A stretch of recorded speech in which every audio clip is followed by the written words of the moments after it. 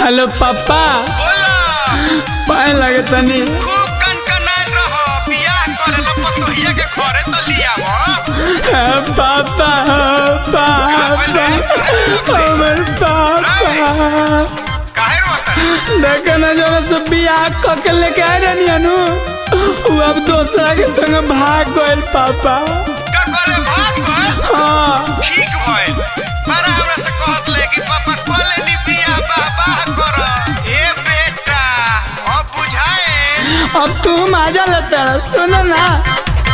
माफ कर पापा हम कान धरतानी गलती पर बड़ा शर्मिंदा हम बानी माफ कर पापा हम कान धरतानी गलती पर बड़ा शर्मिंदा हम बानी टेंशन से दूबर भइनी पानी चढ़े लागल माना कहले रहनी त नाम मनल अब कहत रह कि पानी चढ़ता पापा का रे हम ओकरा से बड़ी प्यार करत रहनी पापा अब करू तर माऊ माऊ करत रह कैले रही जमाना से बियाह भागा के उ दोसरा संगे भागल कैले रही जमाना से बियाह भागा के उ दोसरा संगे भागल पापा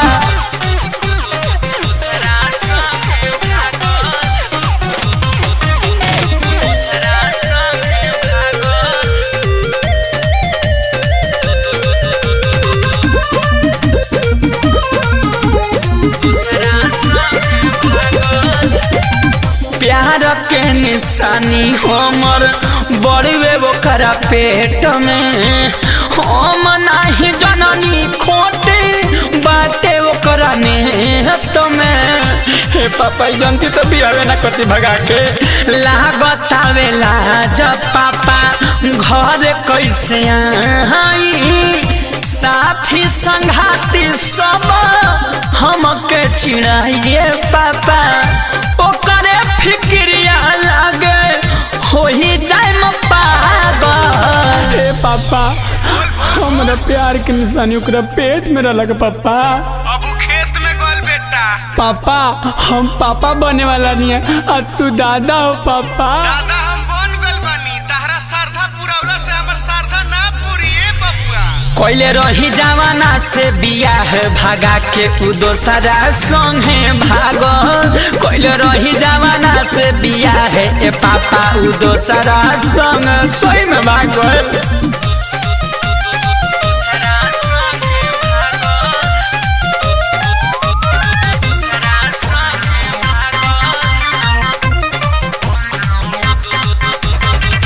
गहना गुड़िया लेके भागल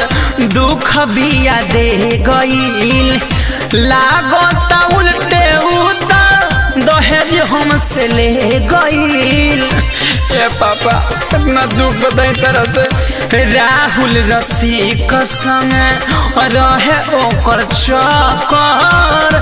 दिलवा में हमारा रूत